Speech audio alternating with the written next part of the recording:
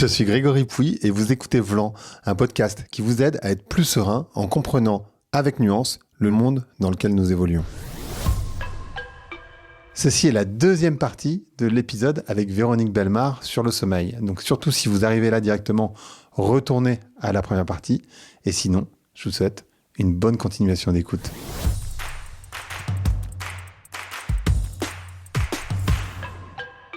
Je voulais poser des questions aussi sur les éléments externes. En particulier, donc j'ai parlé de l'alcool, mais on va y revenir. C'est pas le premier élément auquel je voulais faire référence. Le premier élément auquel je voulais faire référence, c'est le sport. Moi, je fais du sport le matin au réveil, quoi, globalement. Mais je sais qu'il y a beaucoup de personnes qui vont faire du sport le soir après le travail. Et comme c'est une question de cortisol, le sommeil, puisqu'en fait, il faut baisser son cortisol pour pouvoir aller dormir, c'est ce que tu expliques depuis tout à l'heure, mais que le sport, en général, ça génère du stress dans le corps. Je voulais savoir, est-ce que c'est OK de faire du sport le soir? J'imagine que ça dépend des personnes, évidemment, mais de manière générale, si généralité il y a, ou est-ce qu'il vaut mieux quand même favoriser de faire du sport le matin au réveil? Si on est capable d'en faire le matin au réveil, c'est très bien, mais on n'est pas tous un chronotype matinal comme toi. Donc, il y a des gens qui sont pas du tout capables d'en faire au réveil. Mais si on peut en faire le midi ou en après-midi, ça va nous donner le boost qu'il faut pour être encore productif durant la fin de la journée, le reste de la journée.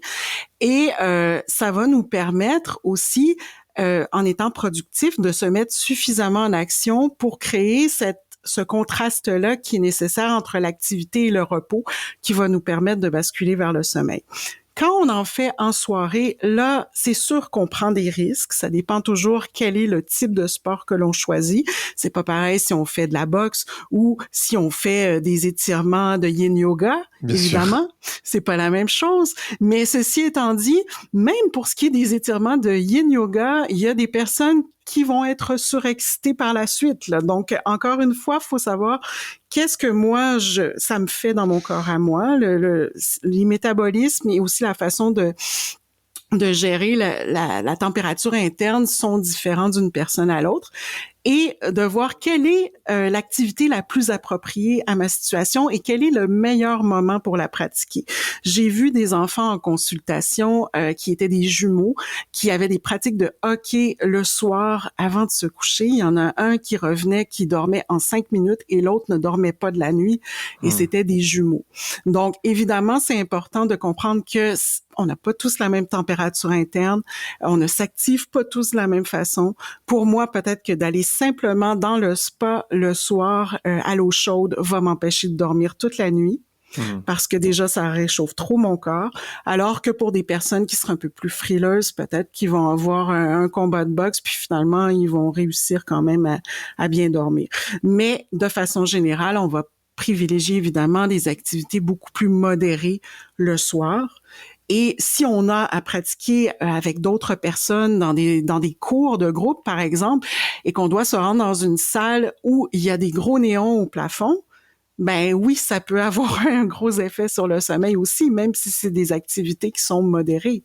Parce que là, on va capter la lumière des néons et ça va engendrer une suractivation là, de la rétine qui va envoyer des hormones d'éveil. Alors bref, il faut vraiment prendre ça en considération dans tous les cas. Dans ce que tu disais, quand je t'écoutais par rapport au spa, ça m'a fait penser aux personnes qui prennent des douches le soir. Parfois, on dit que c'est bien de prendre une douche pour pouvoir aller dormir, mais dans ce cas-là, je me dis, soit je prends une douche froide, mais je vais stresser mon corps, donc ça va générer du cortisone. Je refroidis le corps, mais d'une certaine manière, je génère du cortisone, parce qu'en général, prendre une douche froide, c'est stressant pour le corps. C'est bien pour plein d'autres trucs, mais c'est stressant pour le corps. Si je prends une douche chaude, je le réchauffe. Et pourtant, j'ai déjà entendu que prendre des douches avant d'aller dormir, ça peut aider à aller dormir. Bon, là, les études que j'ai lues, même à ce sujet-là, se contredisent. Et il y a le phénomène d'hormèse aussi, là, dont on parle parfois, où, par exemple, on va parler, par exemple, dans les pays chauds, de gens qui vont prendre une boisson très, très chaude dans le but de mieux supporter la chaleur environnante à cause du phénomène de rajustement de la température et tout. Moi, mon point de vue là-dessus, c'est qu'on devrait idéalement prendre plutôt un bain tiède le soir. parce que là, ça nous permettrait de détendre les muscles sans surstimuler la circulation sanguine, par exemple. Parce qu'une douche, à moins que la pression soit très, très faible, une douche va quand même engendrer une stimulation au niveau de la circulation sanguine. Mais prendre une douche froide, mais là, encore une fois, le corps va vouloir se réchauffer encore plus vite. Est-ce que ça va aider? Est-ce que ça va nuire? Auparavant, dans l'ancien temps, on mettait les gens qui avaient de la fièvre, on les mettait dans des bains de glace pour faire baisser la fièvre plus rapidement. Donc, il y a des points de vue qui sont contradictoires sur cette question-là. Mais moi, c'est sûr que à l'Institut Somna, quand on parle aux gens en consultation ou qu'on parle, par exemple, à nos étudiants qui accompagnent d'autres personnes en consultation, on recommande toujours de plutôt miser sur un bain tiède. Et si on veut prendre un bain chaud, de le prendre au moins 2 heures avant de se coucher. Et la douche, on la réserve plutôt au matin, puis on se fait une vraie belle douche chaude si on le souhaite. C'est comme ça, nous, qu'on gère la situation et jusqu'ici, on a des bons résultats. Alors voilà. Je parlais tout à l'heure du rôle de l'alcool. Bon, l'alcool, c'est mauvais pour la santé de manière générale. Quel est l'impact sur le sommeil de l'alcool? Ben, l'alcool, en fait, va avoir un effet au niveau de l'endormissement parce que ça va faire chuter rapidement la température interne dont on parle depuis le début.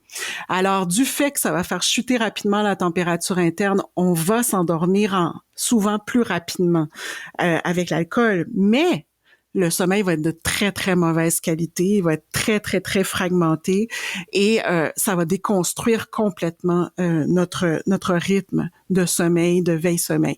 Alors, c'est pas du tout recommandé de prendre de l'alcool, c'est un faux ami du sommeil.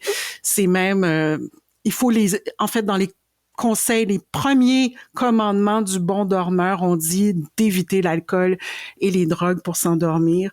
On pourrait inclure la cigarette aussi là dans tout ça, là, de l'inclure durant la journée aussi, parce que il y a toutes sortes d'effets de fragmentation et ça va déconstruire l'architecture normale du sommeil. Donc, c'est pas recommandé du tout. Mais c'est pour ça qu'il y a certaines personnes, par contre, qui ont l'impression que ça les aide. C'est parce que ça fait descendre rapidement la température corporelle. Donc, à ce compte-là, j'irais plus pour la douche froide. Mais d'ailleurs, on dit je vais m'assommer quand on boit de l'alcool. Ouais. Moi, j'avais cette croyance, en particulier il y a très longtemps, en avion. Je me disais, tiens, je vais prendre du vin ou je sais pas trop quoi, parce qu'en fait, comme ça va m'assommer, je vais pouvoir dormir dans l'avion. Alors qu'en fait, ce que tu dis, c'est que ça va faire l'inverse. Ça va peut-être nous endormir au début, mais le sommeil va être de très mauvaise qualité. C'est très rare que les gens qui se sont assommés avec de l'alcool étaient pimpants et frais le lendemain matin. Donc, voilà. Je sais pas toi, là, mais en tout cas, moi, ça fait pas ça. Moi, je bois très peu d'alcool, donc bon. C'est ça. Moi, j'en bois plus du tout. Mais ceci étant dit, non, c'est pas quelque chose. Puis pas le cannabis non plus, d'ailleurs. Ça fait un peu le même effet. J'allais te poser la question sur le cannabis, ouais. Ça fait un peu le même effet. Oui, ça va peut-être détendre. Ça va donner l'impression qu'on s'endort plus facilement. Mais si ces gens-là étaient dans un laboratoire, branchés sur des appareils pour faire une polysomnographie, donc enregistrer leur sommeil en direct, on verrait que le sommeil est complètement déconstruit. Donc, éventuellement aussi, le problème, c'est que ça va perturber aussi nos rythmes naturels parce qu'on n'est plus à l'écoute de nos rythmes. On ne sait plus à quel moment la somnolence vient prendre le dessus parce qu'on veut la recréer soi-même avec des substances externes. Et si on la crée à n'importe quel moment, bien là, le cerveau ne sait plus qu'envoyer ses hormones. Puis éventuellement, on va avoir aussi un effet d'accoutumance qui va se créer aux substances qu'on va prendre. On va avoir besoin d'en prendre de plus en plus fortes doses pour avoir le même résultat. Et l'horloge biologique va continuer de se dérégler complètement. Donc, c'est pas une voie recommandée, non. Et sur des produits un peu moins problématiques, qui ne sont pas des drogues, peut-être, le café et le thé, je voudrais comprendre, parce que souvent les gens ils disent je vais prendre un café et la minute après ils se disent je suis réveillé parce que j'ai pris du café, alors que moi dans ma compréhension le café ça mettait quelques heures à réagir, donc ça je voudrais comprendre, est-ce que le café ça prend du temps et le thé d'ailleurs, la théine c'est pareil, c'est pas le même phénomène physique, mais normalement si on laisse très peu son thé dans son eau chaude, du coup il y a beaucoup de théine donc ça a tendance à réveiller. Est-ce que c'est ça prend du temps? Est-ce que c'est psychologique? Est-ce qu'il faut éviter de prendre du thé ou un café le soir, évidemment? Ou est-ce que c'est un bon un élément, par exemple, pour lutter contre le sommeil? Ben, en fait, c'est pas qu'on lutte comme tel contre le sommeil, c'est pas comme tel qu'on se donne de l'énergie quand on prend du café, c'est qu'on va bloquer l'adénosine qui, elle, va envoyer des signaux de fatigue. Donc, ça n'aiguise pas les réflexes, ça ne donne pas plus d'énergie. Le café, c'est simplement que ça bloque euh, la sensation peut-être un peu plus de somnolence qu'on aurait. Là, à dire combien de temps ça prend, j'ai l'impression que encore une fois, ce serait variable d'une personne à l'autre, puis en fonction de la concentration qu'on a prise.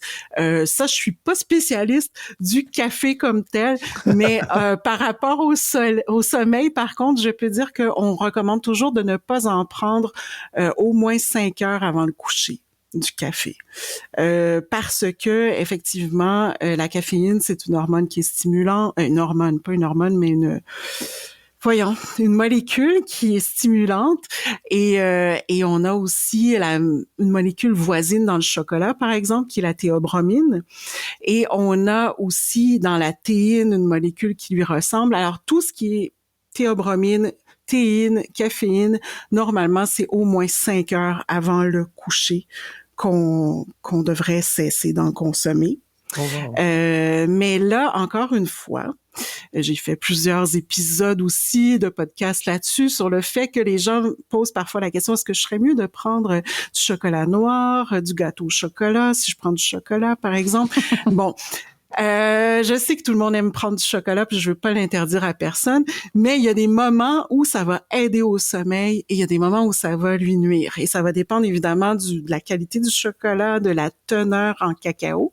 Et si, par exemple, vous faites comme moi, vous prenez des graines de cacao grillées, ben là, on les garde le matin seulement parce que sinon, ça se peut qu'on saute dans le lit encore le soir venu.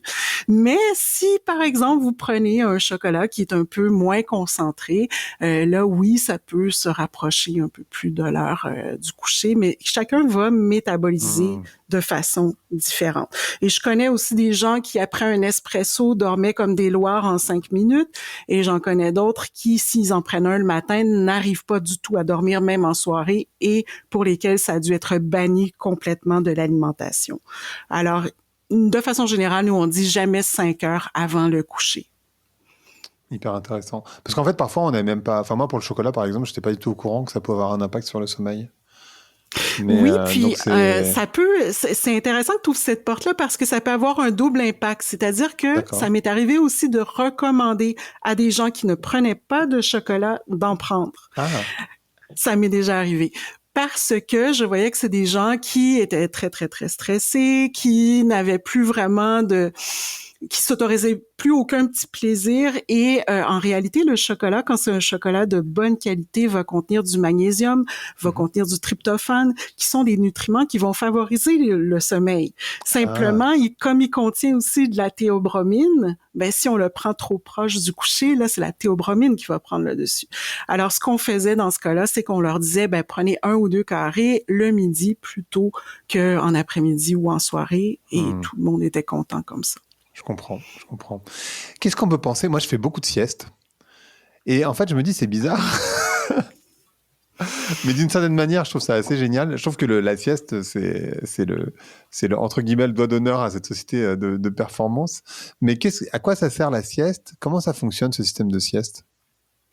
Ben, la sieste, c'est quelque chose qu'on entre dans ce qu'on appelle les somnicaments. C'est peut-être une expression que tu as déjà entendue, là, qui, en fait, c'est au lieu d'avoir des médicaments, on parle de choses à prescrire pour avoir un bon sommeil. Donc, on appelle ça des somnicaments parce que ce ne sont pas des vrais médicaments, mais ce sont des façons naturelles de favoriser le sommeil. Mais ce qui est paradoxal, c'est que chez les gens qui souffrent d'insomnie chronique, on va souvent interdire la sieste. Pourquoi? Parce que d'un côté, oui, la sieste, si on arrive à bien récupérer dans une sieste, ça peut favoriser le retour du sommeil le soir venu, mais il faudrait quand même la maintenir à environ 30 minutes et non pas rentrer dans un cycle complet de sommeil. Parce que si on rentre dans un cycle complet de sommeil, là, ce qui se passe, c'est qu'on va diminuer notre pression de sommeil. Et si je reviens au plateau dont on parlait au tout début, ben si on diminue notre pression de sommeil, ben le plateau d'éveil va être trop lourd au moment du coucher, puis la bascule n'arrivera pas à se faire entre les deux plateaux. Alors d'un côté, il y a des gens, par contre, qui dorment toujours en mode biphasique, c'est-à-dire une partie la nuit et une partie le jour dans une sieste, et qui peuvent très, très bien fonctionner comme ça. Et même pour certaines personnes, ce serait préférable que de dormir en mode monophasique, donc une seule phase la nuit. Mais ça dépend toujours de notre organisation quotidienne, de notre travail, de tout ça, là. Alors, on essaie le plus possible d'avoir des siestes qui sont pas trop longues. Salvador Dali, lui, quand il faisait sa sieste l'après-midi, il prenait son porte-clés entre les mains, dans son poing, il s'endormait, et à un moment donné, quand les mains relâchaient, le porte-clés tombait par terre, puis là, il entendait le bruit des clés et il se disait que sa sieste était terminée. Donc, il devait réussir à s'endormir facilement, par contre, ce qui n'est pas mon cas à moi. Là, moi, j'aurais eu le porte-clés dans le poing encore à la fin des 30 minutes. Donc, voilà. D'ailleurs, parce que tu parles de monophasique et biphasique, j'avais lu quelque part dans un livre très sérieux sur le sommeil que c'était entre guillemets pas naturel d'être monophasique quand on regardait l'histoire humaine. C'est-à-dire qu'en fait, majoritairement, dans l'histoire de l'humanité, on n'était pas monophasique. C'est-à-dire qu'on ne faisait pas des nuits de 8 heures comme on le fait aujourd'hui, ou moins, mais on dormait en fait par phase dans la journée. Est-ce que tu sais ça, ou est-ce que... Mm-hmm. C'est vrai que c'est relativement récent qu'on dorme en mode monophasique. C'est arrivé... potentiellement, précisément avec l'arrivée de l'électricité, quand on s'est mis à entrer dans une ère industrielle où on pouvait reproduire le jour à tout moment, donc on pouvait reproduire le jour la nuit, et donc on pouvait ne jamais cesser la production. Et là, ce que ça a donné dans un cas, c'est des gens qui se sont mis à inverser leur rythme circadien, à dormir le jour, à travailler la nuit, mais aussi les gens qui dormaient le jour, on a décrété en quelque sorte qu'il fallait être en pleine capacité de productivité entre 9h et 17h ou à peu près. C'est à peu près les heures qu'on a décrétées. Et ce qui faisait que la sieste a complètement pris le bord, comme on dit. Là, on ne pouvait plus se permettre de l'intégrer. Mais ça dépend beaucoup des cultures, parce qu'il y a des cultures où on a maintenu le mode biphasique, où on dort encore, on a encore la siesta l'après-midi, par exemple, où on a des cultures maintenant où on intègre la sieste même dans le milieu du travail. Donc, c'est sûr qu'on a du chemin à faire dans les sociétés occidentales là-dessus, mais tout à fait, si on remonte à l'histoire, à la préhistoire même, on peut supposer, même si évidemment j'étais pas là puis personne de nous n'étions là, mais on peut supposer que quand on dormait dans l'écosystème à l'extérieur, on pouvait pas dormir des 8 heures d'affilée, hein, parce qu'on avait les intempéries, on avait les changements de température, mais on avait aussi tous les prédateurs qui pouvaient nous attaquer. Alors forcément, on devait dormir même en mode polyphasique, des petites phases ici et là, quand on trouvait un abri, quand il n'y avait pas de menace autour. Et au fil des siècles, au fil des époques, il y a eu des changements culturels dans la façon de percevoir le sommeil. Puis notamment, il y a eu une certaine époque où on pratiquait le dorveil. Donc, c'était vraiment une façon de dormir où on se couchait en début de nuit, on dormait quelques heures et vers minuit, on allait fêter même avec les gens du voisinage pour se recoucher par la suite pour une autre partie de la nuit. Alors, c'est quand même intéressant là, qu'on ait perdu tout ce... En tout cas, il y avait de l'ambiance. Il y avait de l'ambiance dans ce temps-là. Mais en tout cas, ça semble être, je sais pas si c'est plus naturel, mais dans ce que tu décris, c'est rigolo, parce que j'avais entendu effectivement cette partie-là, c'est-à-dire on dormait 3 heures, et puis on se réveillait, et puis on se redormait 3 heures. Et finalement, on était complètement polyphasique. Tout à fait. Puis en fait, ce qui est intéressant, c'est que quand on regarde, par exemple, les skippers, les gens qui vont faire la traversée de l'océan, en solitaire avec un voilier, ils n'ont pas le choix de s'entraîner à dormir dans un autre mode, parce que s'ils dormaient en mode monophasique, ben c'est sûr qu'ils frapperaient un iceberg ou quelque chose, là, parce qu'ils peuvent pas laisser aller le bateau comme ça sans contrôle pendant 8-9 heures, c'est impossible. Donc, ce qu'ils font généralement, c'est qu'ils ont des cartes, ils peuvent voir exactement à quel endroit sont les obstacles et ils peuvent prévoir leur sommeil, mais c'est très, très chronométré. Alors, ils doivent se pratiquer avant de partir à s'endormir par petites phases et ils y arrivent. Mais par contre, lorsqu'ils reviennent, ils tombent malades. Donc, ils ont des équipes médicales pour les aider à se relever et tout ça, parce que c'est un peu trop extrême. Mais quand on parlait du Dorveil, c'était vraiment un rythme social qui avait été créé complètement différemment, qui n'était peut-être pas bien pour tout le monde non plus, parce qu'on a tous des chronotypes individuels différents et on essaie de s'intégrer au chronotype social. Et peut-être que pour certains qui ont plus tendance à se coucher vers 1 heure du matin, par exemple, le Dorveil, c'était formidable, mais pour les couches tôt, ça devait être très difficile aussi, là. Donc, voilà, mais tout ça pour dire qu'il y a 1001 façons de dormir, mais que la société nous a imposé un standard, un chronotype social qui est fondé sur le chronotype le plus commun, qui est un chronotype intermédiaire où on va être plutôt en état d'éveil entre 8 heures et 19 heures, on va dire, là, où on va être plus capable de faire nos activités quotidiennes, c'est ça. Et d'ailleurs, mais c'est normal que ça convienne pas à tout le monde. Je veux juste ajouter une petite chose, c'est que pour les enfants, parfois c'est très difficile. Puis on essaie de les intégrer à l'école, puis notamment en Europe, ils rentrent assez tôt à l'école. Et là, la sieste saute très, très jeune. Et là, on voit là, les effets délétères là, chez certains enfants parce qu'ils n'arrivent pas ou ils ne sont pas rendus encore prêts à s'intégrer au chronotype social. Et d'ailleurs, parce que je repensais au stress, ça veut dire aussi que le soir, si on peut éviter, parce que c'est pas le cas pour tout le monde, il vaut mieux éviter de travailler, parce qu'en fait, si je travaille, ça va générer un niveau d'attention qui va générer du stress par définition, et donc ça va être beaucoup plus difficile pour m'endormir ensuite. Même si on va dire cette expression, je tombe de fatigue.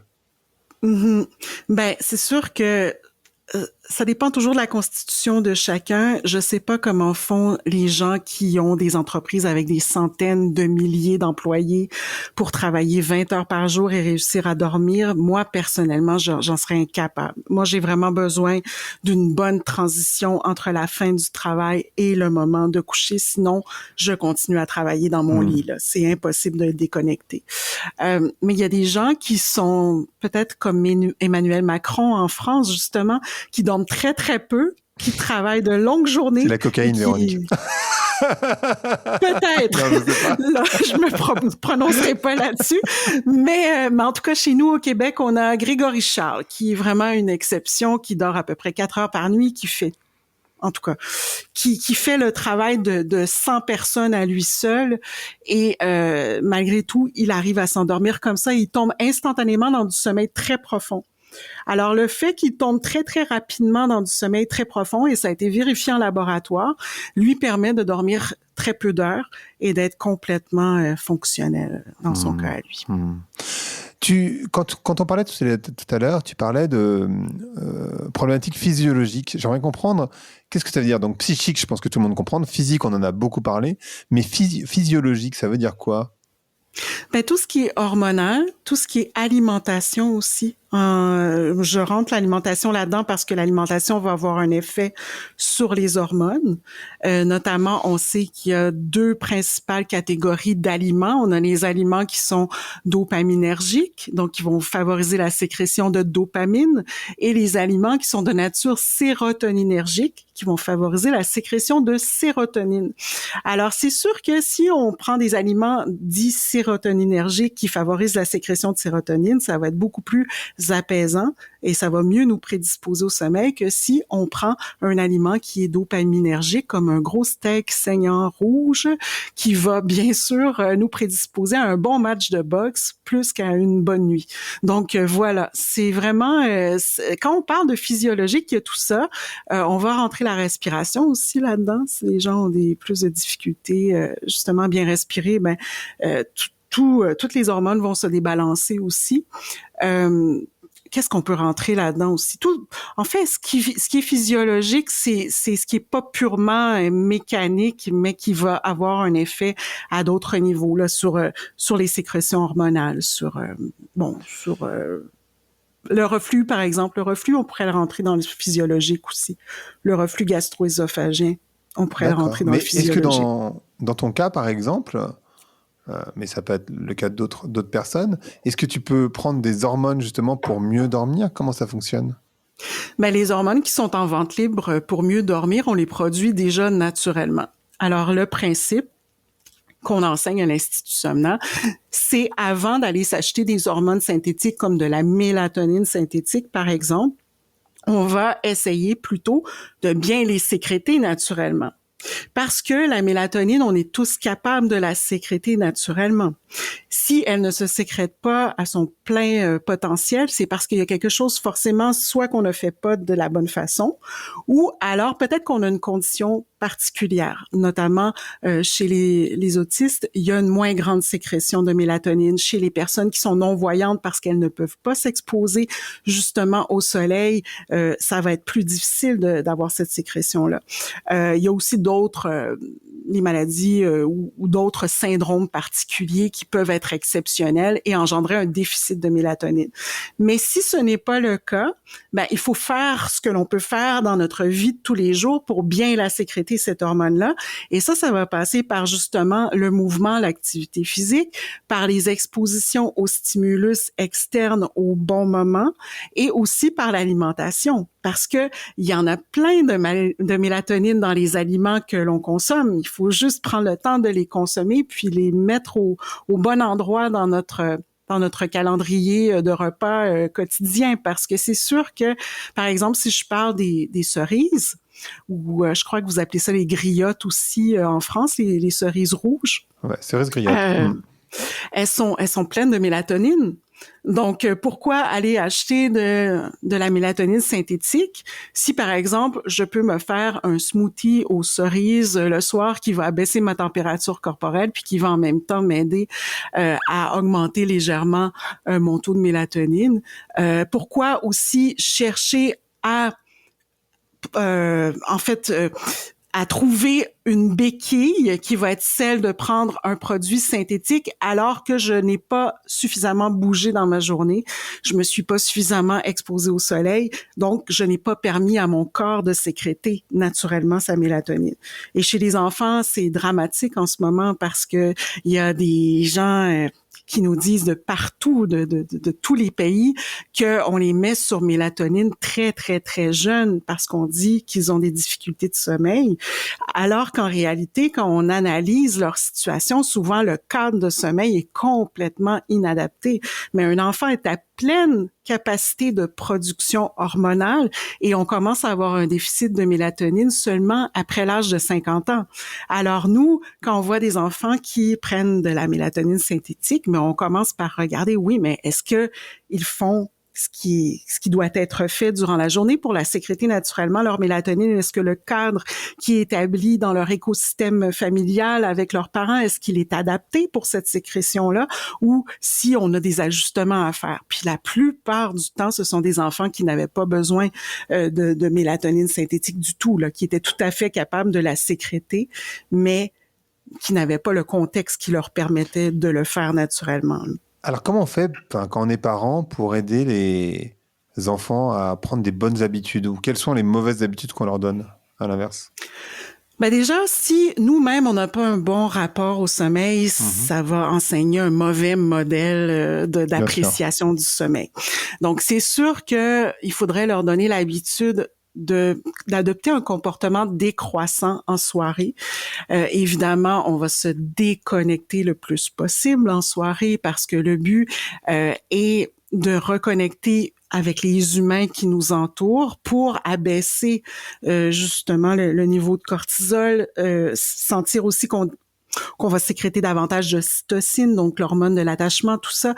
Donc, on pourrait, par exemple, en famille, au lieu d'être chacun sur nos écrans qui, évidemment, vont émettre de la lumière bleue, qui, elle, va bloquer la sécrétion de mélatonine, qui, elle, est absolument essentielle à l'induction du sommeil, on pourrait dire, ben, on met de côté nos appareils connectés, tout le monde, puis on joue à un jeu de société comme on le faisait dans le bon vieux temps quand ça n'existait pas, et tout le monde dormait bien dans ce temps-là. Alors bref, c'est une façon justement, parce que l'horloge biologique va fonctionner, oui, avec l'alternance clarté-obscurité, mais aussi avec la régularité des repas, des activités quotidiennes et aussi avec la connexion qu'on établit avec les autres pour justement se sentir partie d'un tout. L'humain a besoin de ça pour abaisser son niveau de stress. Puis si on est toujours à la course, qu'on n'a pas le temps de s'asseoir ou de le faire avec nos enfants, ben justement, la bascule ne se fera pas bien parce que le moment de qualité n'aura pas été pris. Donc déjà, ça, c'est une chose à faire. Évidemment, on évite de bercer nos enfants en regardant notre téléphone cellulaire, ce que j'ai déjà vu autour de moi. Alors bref, ça, c'est dramatique parce que l'enfant, ben non seulement a la lumière bleue proche des yeux, mais en plus, il sent qu'il est inintéressant complètement. Aussi, ben il y a plein de choses qu'on peut mettre en place. On peut décider que c'est des moments d'échange, de réflexion, mais ce qui est important, c'est de pas rater le fameux train du sommeil. Donc, on peut montrer à nos enfants, quand nous-mêmes, on se met à bâiller, on peut dire à nos enfants, « Ah, tiens, je sens que mon train de sommeil arrive, donc je vais monter dans mon train de sommeil. » Et on le fait et on donne un exemple à l'enfant et l'enfant voit que c'est pas du tout dramatique aller se coucher, qu'au contraire, ça répond à un signal qui est envoyé par son corps et il va sentir les bénéfices aussi parce qu'il va voir le lendemain que sa batterie est vraiment rechargée et qu'il est prêt à attaquer une nouvelle journée. Donc, on lui montre que c'est positif le sommeil, que c'est agréable et à l'Institut Somnant, on dit même que c'est comme un peu la récompense de la journée. C'est comme un peu les vacances quotidiennes, le sommeil. Alors, on change cette perception que c'est une perte de temps, justement, pour une perception positive, puis quelque chose qu'on a envie de faire, puis qui est un moment qui va nous permettre finalement d'aller au pays des rêves, d'avoir... c'est un moment agréable. Donc, voilà, c'est ce qu'on essaie le plus tôt possible d'enseigner aux enfants. Et d'ailleurs, c'est vrai que les enfants, ils ont tendance à copier les parents. C'est-à-dire qu'en fait, on peut se plaindre des enfants qui sont sur leurs écrans, mais en général, ils le font parce que ils voient leurs parents qui eux-mêmes sont sur leurs écrans, donc du coup, ils copient. Et c'est vraiment comme ça que ça passe. C'est-à-dire qu'en fait, si les parents vont pas se coucher tôt, les enfants vont avoir tendance à penser, ce qui est cool, ce qui est un truc d'adulte, c'est de se coucher tard. Tout à fait. Tout à fait. Puis s'ils voient que les parents luttent contre le sommeil, ils vont lutter contre le sommeil. C'est tout le principe de la mimétisme, du mimétisme ou de la modélisation, peu importe comment on l'appelle. Mais bref, c'est vraiment par l'exemple du parent qu'on apprend, qu'on développe son rapport au sommeil. Puis on a aussi des parents qui se lèvent le matin et qui disent « Ah, j'ai tellement mal dormi », puis qui sont de mauvaise humeur. Mais là, les enfants vont peut-être aussi associer le sommeil à quelque chose de stressant plutôt que quelque chose d'agréable, d'essentiel. Donc, puis aussi, c'est sûr qu'on travaille beaucoup. Puis quand on a tendance à travailler très, très tard, on montre à son enfant que le travail est vraiment plus important que le sommeil aussi.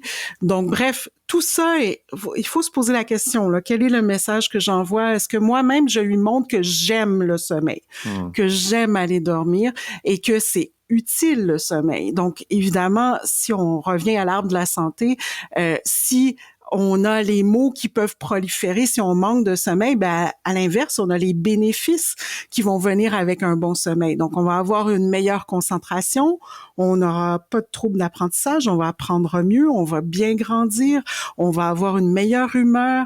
Donc, si on met tout ça en lumière pour l'enfant, tous les bénéfices qu'il va chercher avec un bon sommeil, ça va le motiver aussi à apprécier le sommeil, à voir que c'est un moment de récompense au quotidien et non pas une punition comme... D'ailleurs, je ferais aussi cette parenthèse-là, c'est qu'il y a des parents qui disent « Bon, si ça va pas, va dans ta chambre ». Et là, l'enfant associe la chambre à un lieu de punition plutôt qu'à un lieu de récompense. Alors que à l'Institut Somnant, on a le club des super dormeurs qui sont nos petits super-héros du sommeil. Et justement, on leur enseigne que c'est leur récompense d'aller dans leur chambre. Alors jamais on ne va associer le fait d'aller dans la chambre à une punition. Si on a des punitions à donner, ça va être... Maintenant, la punition, parfois, c'est va jouer dehors. Ça me surprend de plus en plus avec la génération actuelle. Nous, avant, c'était quand on rentrait en dedans qu'on sentait qu'on était puni, mais là... Sans écran et tu vas jouer dehors. C'est ça. C'est ça, exactement. De l'autre côté, les enfants, en particulier, je vais te poser la question à 100 euros. On dit la question à 100 balles en français. Qu'est-ce qu'on peut recommander aux parents de jeunes bébés qui, par définition, ont un sommeil qui est complètement fractionné parce que les bébés se réveillent et bon, c'est souvent les mamans d'ailleurs qui en pâtissent, malheureusement. Est-ce qu'il y a un conseil qu'on peut donner aux jeunes parents par rapport au sommeil? Ben, le conseil qu'on essaie de leur donner, c'est que, en fait, c'est normal qu'un bébé dans les premières semaines dorme en mode polyphasique parce que c'est une question de survie, parce qu'il doit s'alimenter très régulièrement pour assurer sa croissance et tout ça. Donc, au départ, autant que possible, si on est capable de se remettre soi-même à dormir en mode polyphasique, ça va nous sauver la vie. Mais c'est vrai que ça peut être très difficile. Puis dans le cas de personnes qui souffrent déjà d'insomnie chronique, comme c'était mon cas, ben là, il faut faire un pacte avec son conjoint pour qu'il y en ait un qui puisse dormir, puis oui, l'autre ça qui semble bien. Oui, c'est ça. Puis par la suite, ben quand l'enfant va grandir un peu, ben là, tranquillement, il va commencer à pouvoir faire la différence entre le jour et la nuit, à peu près autour de 10 semaines, ça va commencer à se préciser. Là, on va pouvoir utiliser davantage l'alternance clarté-obscurité, puis commencer à faire ce qu'on appelle, nous, à l'Institut Somna, une mise en scène du sommeil. Donc, c'est vraiment de mettre en scène le sommeil de l'enfant, le parent qui va créer le contexte idéal pour le sommeil. On va même utiliser les 5 sens dans la création d'un rituel de sommeil sur mesure pour l'enfant. Un peu comme un parent va mettre la table à son enfant pour qu'il puisse manger à sa faim, ben nous, on va mettre en scène son sommeil pour qu'il puisse dormir à sa fatigue. Et c'est vraiment, selon moi, quelque chose qui devrait rentrer dans les droits fondamentaux de l'enfant en 2024. Parfait. Merci beaucoup, Véronique. C'est passionnant, tout ça. Vraiment, hyper intéressant. J'espère que ça aura aidé les personnes qui ont des problèmes de sommeil, ce qui est après tout le monde. J'espère. Est-ce que tu sais, statistiquement, combien de personnes dorment suffisamment? Je ne sais pas s'il y a des statistiques qui disent ce genre de choses, d'ailleurs, mais... Ça, combien de personnes dorment suffisamment? On a souvent les statistiques plutôt des gens qui ne dorment pas suffisamment ou qui dorment mal. Puis en ce moment, c'est plus que jamais, surtout depuis la pandémie. On a parfois eu des pourcentages, en tout cas records, de gens qui avaient développé des difficultés de sommeil justement parce qu'ils avaient changé complètement de rythme de vie et ça avait bousculé complètement leur vie. Mais c'est sûr qu'au niveau des gens qui ne dorment pas bien, ben parfois dans certaines situations critiques ça monte jusqu'à 1 sur 2 là, mais d'autres fois c'est un peu plus conservateur, ça dépend de quoi on parle. Si on parle de l'insomnie chronique, c'est à peu près peut-être 10% de la population qui est quand même déjà bien et qui est déjà à considérer. Puis si on parle de toutes les autres difficultés possibles, là ça monte parfois jusqu'à 1 sur 2 dépendant des régions, dépendant des troubles qu'on évalue, parce qu'il y a quand même aussi une centaine de troubles de sommeil, hein. Aujourd'hui, on parle surtout du fait de gérer naturellement son sommeil, mais si on entre les autres troubles de sommeil là-dedans, là, ça change les statistiques, mais c'est très, très prédominant là, dans la société actuelle et c'est du jamais vu. Des records sans précédent dans je dirais dans l'Occident, parce que c'est sûr que si on va dans des pays en Afrique, la Namibie, il y a certains pays comme ça où c'était beaucoup moins prédominant. Il y a même des pays où ils ne connaissent même pas encore le terme insomnie. Ça n'existe même pas dans leur vocabulaire parce que justement, c'est pas une réalité qu'ils vivent, mais ce sont des gens qui vivent encore en suivant les allées et les venues du soleil. Alors, nous, on s'est complètement déconnecté de nos rythmes naturels, du mode de vie pour lequel on a été créé en quelque sorte. Et oui, ça a des impacts de plus en plus importants, l'hyperconnexion, le fait qu'on soit peu actif physiquement aussi et qu'on ne prenne pas assez d'air, qu'on n'aille pas assez dehors, qu'on ne soit pas assez en contact avec la lumière du soleil a un effet. Mais c'est une personne sur 2 qui a des problèmes de sommeil potentiellement, en tout cas. Dans sa vie, moi, je dirais que c'est ce qu'on voit dans les consultations.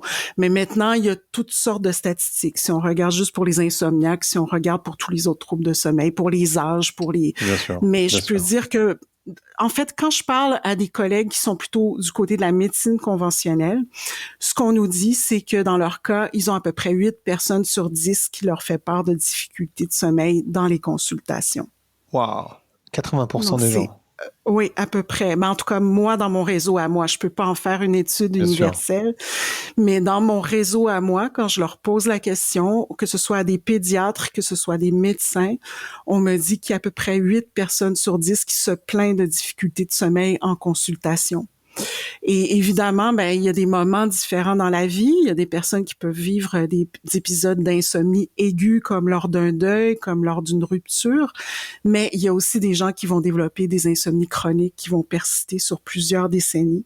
Et c'est justement dans le but d'aider ces gens-là que nous, on forme aussi à l'Institut Somna des accompagnants au sommeil.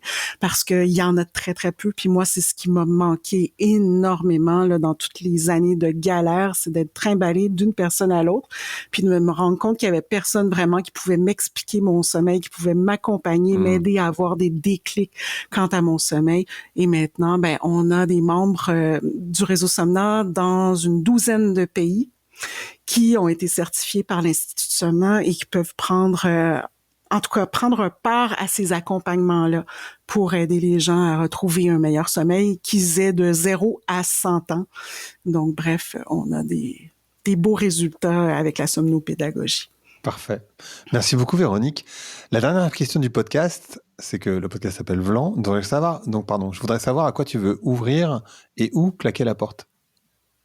Ben, moi, j'aimerais que le sommeil soit considéré comme un droit fondamental autant pour les enfants que pour tout être humain.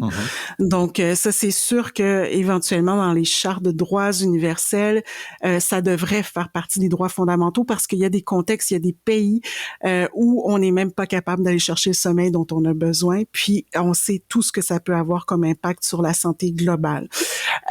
J'aimerais aussi qu'éventuellement, ben, on ait la reconnaissance du milieu général de la santé en ce qui a trait à l'importance primordiale du sommeil, parce qu'on va souvent parler de l'alimentation, de l'activité physique, mais on oublie toujours le sommeil. Et pour moi, le sommeil, c'est la base de la pyramide de la santé globale. Et d'ailleurs, au niveau de la santé publique, il y a énormément à faire. Il y a des pertes de millions et de milliards de dollars à cause d'un manque de sommeil. Il y a des accidents aussi qui surviennent qui sont liés au manque de sommeil. Le Titanic, d'ailleurs, c'était un accident qui était lié au manque du sommeil du capitaine. Donc, bref, on le voit encore dans les milieux de nos jours, là, des gens qui sont forcés à travailler alors qu'ils sont en manque de sommeil. On ne respecte pas ce besoin-là et finalement, ça a des conséquences catastrophiques. Donc, ça, c'est ce à quoi, évidemment, je voudrais ouvrir la porte. Je veux fermer la porte à la souffrance des gens qui ont des difficultés de sommeil et qui se sentent laissés à eux-mêmes parce qu'il n'y a pas de ressources pour les accompagner. Et c'est justement dans ce but-là que j'ai fondé l'Institut Somna et qu'on forme des spécialistes, somnopédagogues, somnothérapeutes holistiques qui peuvent accompagner éventuellement ces gens-là, mais on n'en a jamais assez parce qu'il y en a tellement, il y en a des millions de gens qui souffrent de difficultés de sommeil. Alors, j'aimerais éventuellement qu'on ait encore plus de somnopédagogues, de somnothérapeutes à travers le monde pour pouvoir freiner cette épidémie de difficultés de sommeil là, qui a pris au moins tout l'Occident, mais presque toute la planète entière en otage là, depuis quelques années. Parfait. Merci beaucoup, Véronique. Ben, merci beaucoup à toi, Grégory. Ça me fait grand plaisir. Puis je te souhaite une excellente nuit. Des beaux rêves. Je vous souhaite à tous ceux qui nous écoutent, tous et toutes, une excellente nuit. Je te souhaite une très bonne nuit également. Merci beaucoup. Merci d'avoir écouté Vlan. Si vous avez aimé l'émission, n'hésitez pas à mettre des étoiles sur vos plateformes de podcast préférées. Vous pouvez aussi partager l'épisode sur vos réseaux sociaux, Instagram Stories, Facebook, LinkedIn, où vous voulez. Je suis Grégory Pouy. Vous pouvez me retrouver sur l'intégralité des plateformes sous le nom Greg from Paris. Si vous avez des idées pour des invités, si vous avez des commentaires, n'hésitez surtout pas à m'envoyer un message. Allez, merci et à bientôt.